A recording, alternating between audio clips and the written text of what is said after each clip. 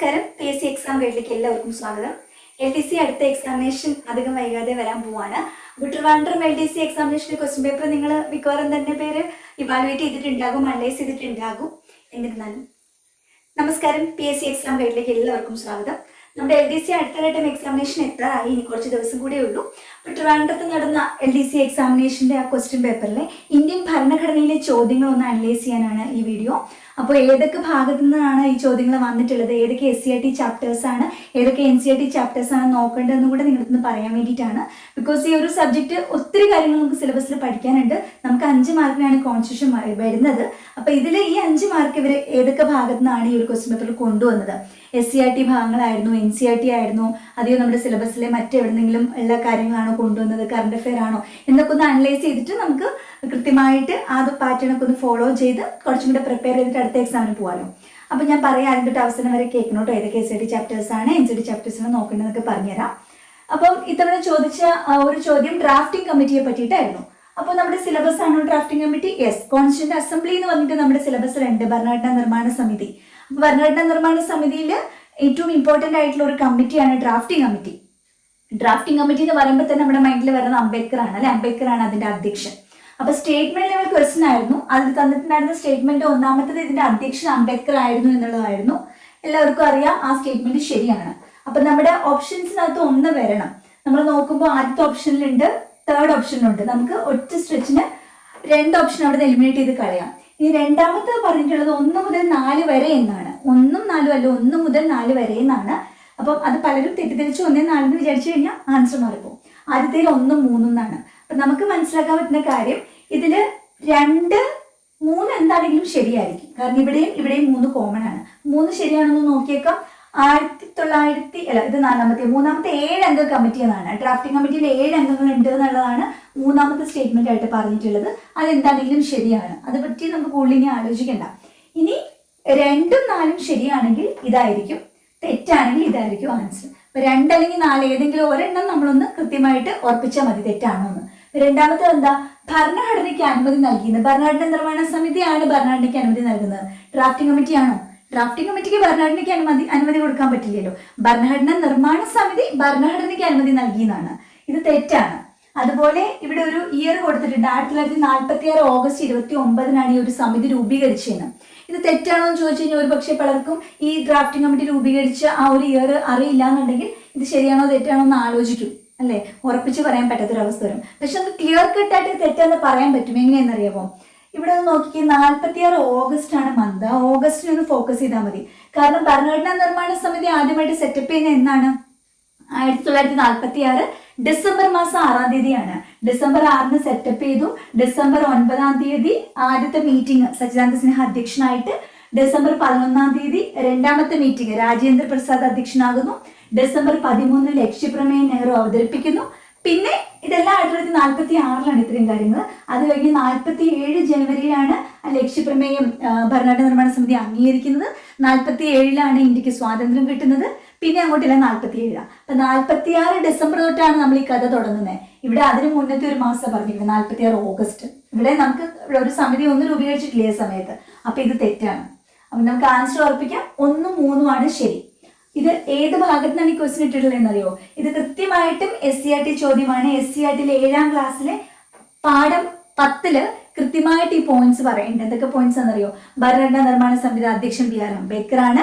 ഭരണഘടനാ നിർമ്മാണ സമിതി ഭരണഘടനയ്ക്ക് അംഗീകാരം നൽകുന്നത് 1946 നവംബർ 26-നാണ് നമ്മൾ കൊടുത്തിട്ടുണ്ട്. അപ്പൊ ആ ഭരണഘടനാ നിർമ്മാണ സമിതി ഭരണഘടനയ്ക്ക് അംഗീകാരം നൽകുന്ന നിലയിലെ ഭരണഘടനയ്ക്ക് അനുമതി നൽകി എന്നുള്ള ഈ ഒരു ഭാഗം അവർ എടുക്കുക ചെയ്തിട്ടുള്ളത്. അതുപോലെ 7 അംഗ കമ്മിറ്റിയാണ്. പിന്നെ എന്നാണ് ഈ ഡ്രാഫ്റ്റിംഗ് കമ്മിറ്റി രൂപീകരിച്ചതെന്നറിയോ? 46 ഓഗസ്റ്റ് 29 അല്ല, 47 ഓഗസ്റ്റ് 29. വർഷം മാറ്റിയിട്ടിരിക്കുകയാണ്. 47 ഓഗസ്റ്റ് 29-നാണ് ശരിക്കും ഡ്രാഫ്റ്റിംഗ് കമ്മിറ്റി രൂപീകരിക്കുന്നത്. ഓക്കെ, അപ്പൊ ക്രിസ്റ്റൽ ക്ലിയർ ആയിട്ട് ഇതൊരു SCERT ക്വസ്റ്റ്യൻ ആണ്. SCERTയിലെ സ്റ്റേറ്റ്മെന്റ്സ് അങ്ങനെ ഈ ക്വസ്റ്റ്യൻ പേപ്പറിൽ വന്നിട്ടുണ്ട്. ഇനി അടുത്ത ചോദ്യം, രണ്ടാമത്തെ ചോദ്യം, സാർവത്രിക പ്രായപൂർത്തി വോട്ടവകാശത്തിനെ പറ്റിയിട്ടുള്ള ചോദ്യമാണ്. അതും സ്റ്റേറ്റ്മെന്റ്സ് ആണ്. സാർവത്രിക പ്രായപൂർത്തി വോട്ടവകാശത്തിന്റെ അടിസ്ഥാനത്തിൽ അതിന്റെ അടിസ്ഥാനത്തിൽ വേണം ലോകസഭയിലേക്കും നിയമസഭയിലേക്കുള്ള ഇലക്ഷൻ നടത്താനെന്ന് ആർട്ടിക്കിൾ 326-ൽ പറയുന്നു എന്നുള്ളതാണ് ആദ്യത്തെ സ്റ്റേറ്റ്മെന്റ്. യൂണിവേഴ്സൽ അഡൽട്ട് ഫ്രാഞ്ചൈസി അതിന്റെ ബേസിലാണ് ലോക്സഭ നിയമസഭ ഇലക്ഷൻ നടത്തുന്നതെന്നുള്ളത് കൃത്യമായിട്ട് 326 തന്നെ പറയുന്നുണ്ട്. ഇപ്പൊ ഈ തവണ ഇലക്ഷൻ നടന്നതുകൊണ്ട് തന്നെ ഇതിൽ വളരെ ഇമ്പോർട്ടന്റ് ഉണ്ട്. ഇലക്ഷനുമായിട്ട് ബന്ധപ്പെട്ട എല്ലാ കാര്യത്തിനും ഇമ്പോർട്ടന്റ് ഉണ്ട്. ഞാനിത് ഓൾറെഡി റീലായിട്ടും ഷോർട്സ് ആയിട്ടൊക്കെ നമ്മൾ യൂട്യൂബിൽ പോസ്റ്റ് ചെയ്തിട്ടുണ്ടായിരുന്നതാണ്. ഇലക്ഷൻ വരാൻ പോവാണ്, ലോക്സഭ ഇലക്ഷൻ യൂണിവേഴ്സൽ അഡൽട്ട് ഫ്രാഞ്ചൈസിയുടെ അടിസ്ഥാനത്തിലാണ് ഇലക്ഷൻ നടക്കുന്നത്, അതുപോലെ ആർട്ടിക്കിൾ 326 എന്നൊക്കെ കൃത്യമായിട്ട് പോയിന്റ്സ് ഞാൻ പറഞ്ഞിട്ടുണ്ടായിരുന്നു. അപ്പൊ ഇത് അങ്ങനെ തന്നെ ആ ചോദ്യം വരെയാണ്. ലോക്സഭ ഇലക്ഷനും നിയമസഭ ഇലക്ഷനും സാർവത്രിക പ്രായപൂർത്തി വോട്ടേഴ്സിന്റെ അടിസ്ഥാനത്തിലാണെന്ന് 326 പറയുന്നു. 100% അത് ശരിയായ സ്റ്റേറ്റ്മെന്റ് ആണ്. തൊട്ടടുത്ത് പറയണ ആ കാര്യം 331 പറയുന്നു. ഇത് ശരിയാണെന്നുണ്ടെങ്കിൽ 2 തെറ്റാന്ന് ആർക്കും ഗസ് ചെയ്യാം. 1 ശരി 2 തെറ്റ്. ഇവിടെ 1 ശരി എന്ന് പറയുമ്പോൾ നമുക്ക് ആദ്യത്തെ ഓപ്ഷൻ കളയാം, 2, 4 കളയാം. 1 ശരിയാണ്, 2 തെറ്റാന്ന് പറഞ്ഞിട്ടുണ്ട്. അപ്പൊ 2 തെറ്റാന്ന് പറയുമ്പോൾ നമുക്ക് സെക്കൻഡ് ഓപ്ഷൻ കളയാം. ഇനി 1 തൊട്ട് 4 വരെ എന്നുള്ളതാണ് മൂന്നാമത്തെ ഓപ്ഷൻ. 1 തൊട്ട് 4 വരെ അല്ല, കാരണം ഓൾറെഡി നമ്മൾ 2 തെറ്റാന്ന് പറഞ്ഞു. അപ്പൊ നമുക്ക് അതും കളഞ്ഞാൽ നമുക്ക് ഇവിടുന്ന് തന്നെ 1ഉം 3ഉം ആണ് നമുക്ക് ഉറപ്പിക്കാവുന്നതാണ്. ഓക്കെ, മൂന്നാമത്തത് എന്താ? 1989 69 ഭേദഗതി പ്രകാരം വോട്ടിംഗ് പ്രായം 21 നിന്നും 18 കുറച്ചു. അത് ശരിയായ സ്റ്റേറ്റ്മെന്റ് ആണ്. തൊട്ട് താഴെ 62 ഭേദഗതി എന്ന് പറഞ്ഞിട്ടുണ്ട്. അപ്പൊ അത് തെറ്റാണ്. അതായത് ഇത് 326 അറിയാമെങ്കിൽ 1 ശരി 2 തെറ്റെന്ന് പറയാം. ഇത് 89 61 ഭേദഗതി പ്രകാരമാണ് വോട്ടിംഗ് ഏജ് കുറച്ചതെന്ന് ഉറപ്പാണെന്നുണ്ടെങ്കിൽ 3 ശരി 4 തെറ്റെന്നും പറയാം. അപ്പൊ ഇത് എവിടുന്നാ വന്നിട്ടുള്ളതെന്ന് അറിയുക ഈ ചോദ്യം. ഇതും കൃത്യമായിട്ട് SCRT-യിലുണ്ട്. ഈ SCRT ചാപ്റ്ററിൽ ഈ കാര്യങ്ങൾ ഇങ്ങനെ തന്നെ പറയുന്നുണ്ട്. അതായത് ഇലക്ഷൻ സാർവത്രിക പ്രായപൂർത്തി വോട്ടേഴ്സിന്റെ അടിസ്ഥാനത്തിലാണ്, ആർട്ടിക്കിൾ 326 പിന്നെ 89 61 ഭേദഗതി പ്രകാരമാണ് വോട്ടിംഗ് ഏജ് 21 നിന്ന് 18 കുറച്ചെന്നും SCRT കൃത്യമായിട്ട് പറയുന്നുണ്ട്. അപ്പൊ അവിടെ നിന്നാണ് ആ ചോദ്യം വന്നിട്ടുണ്ടായിരുന്നത്. ഓക്കെ, അപ്പോൾ അതും നമുക്ക് 1ഉം 3ഉം കൃത്യമായിട്ട് അറിയാവുന്നുണ്ടെങ്കിൽ 2 4 തെറ്റാന്ന് ഈസി ആയിട്ട് പറയാൻ പറ്റും. നേരെ ഓപ്പോസിറ്റ് ആയിട്ടുള്ള സ്റ്റേറ്റ്മെന്റ്സ് കൊടുത്തിട്ടുണ്ടായിരുന്നത്. ഇനി മൂന്നാമത്തെ ചോദ്യം ഒരു കറണ്ട് അഫയർ ക്വസ്റ്റൻ ആണ്. കേന്ദ്ര യുവജന കാര്യകായിക വകുപ്പ് മന്ത്രി, ഒരു പൊളിറ്റിക്കൽ ക്വസ്റ്റൻ ആണ് അല്ലെ, നമ്മുടെ പൊളിറ്റി എന്നുള്ളൊരു ചോദ്യമാണ്. നമ്മുടെ കോൺസ്റ്റിറ്റ്യൂഷനിൽ എപ്പോഴും കറണ്ട് അഫയർ റിലേറ്റഡ് ആയിട്ടുള്ള ചോദ്യത്തിന് നല്ല റെലവൻസ് ഉണ്ട്. ഞാൻ എപ്പോഴും പറയാറുണ്ട്, കോൺസ്റ്റിറ്റ്യൂഷനും എക്കണോമിക്സും കറണ്ട് അഫയറും എന്താണെങ്കിലും ചോദിക്കും. ഇപ്പൊ ഇവിടെ റീസെന്റ് ആയിട്ട് ഇപ്പൊ ഇലക്ഷൻ നടന്നു, പുതിയ മന്ത്രിസഭ വന്നതുകൊണ്ട് അവിടുന്ന് ചോദ്യം വന്നിട്ടുണ്ട്. അപ്പൊ അതുകൊണ്ട് തന്നെയാണ് നമ്മുടെ പുതിയ പാർലമെന്റ് മന്ദിരം വന്നു, വനിതാ സംവരണ ബില്ല് അവതരിപ്പിച്ചു, 106 അമെന്റ്മെന്റ് വന്നു. അപ്പൊ അതുകൊണ്ട് കറണ്ട് അഫയർ റിലേറ്റഡ് ആയിട്ടുള്ള എല്ലാ കാര്യങ്ങളും ഈ ഒരു സബ്ജക്റ്റുമായിട്ട് ബന്ധപ്പെട്ട് നിങ്ങൾ നോക്കിക്കൊണ്ട് പോകണം. പ്രത്യേകിച്ച് ഈ ഇലക്ഷനുമായിട്ട് ബന്ധപ്പെട്ട കാര്യങ്ങൾ. അപ്പൊ ലോക്സഭ ഇലക്ഷൻ, അപ്പൊ ലോക്സഭ എത്ര ലോക്സഭാ മണ്ഡലങ്ങളുണ്ട്?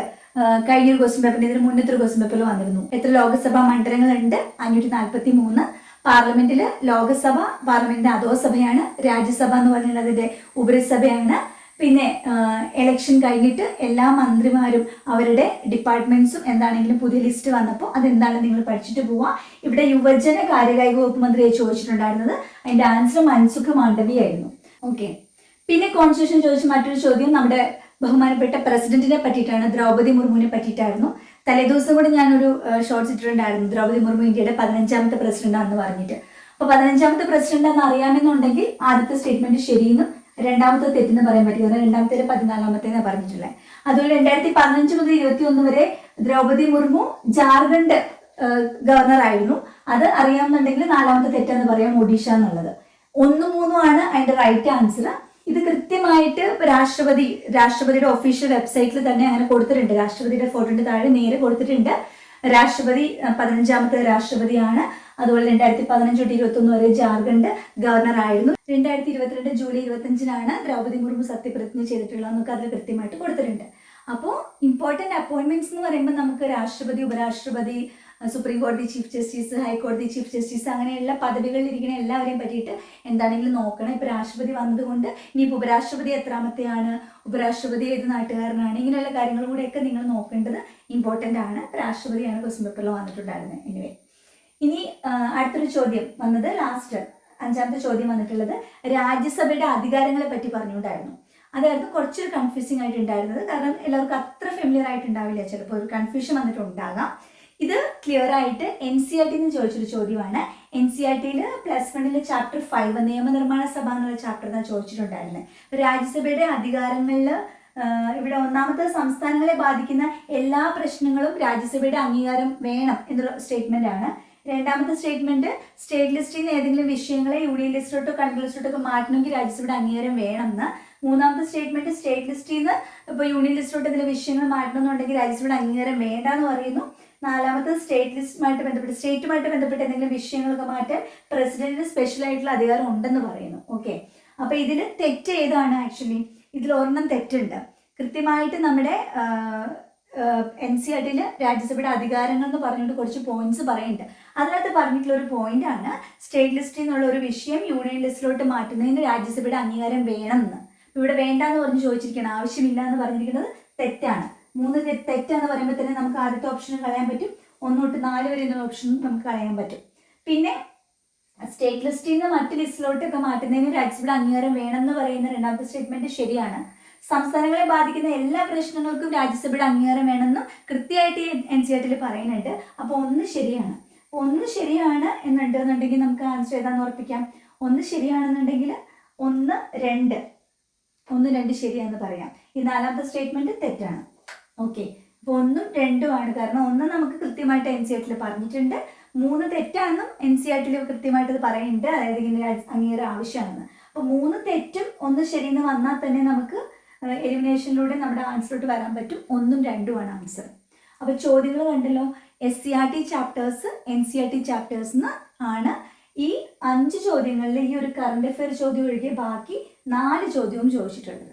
അത് രാഷ്ട്രപതിയുടെ ചോദ്യം, അതും കറണ്ട് അഫെയർ വേണമെങ്കിൽ നമുക്ക് കൂട്ടാം അല്ലേ. അപ്പോൾ ബാക്കി 3 ചോദ്യം ക്രിസ്റ്റൽ ക്ലിയർ ആയിട്ട് SCERT NCERT എന്നാണ് ചോദിച്ചിട്ടുള്ളത്.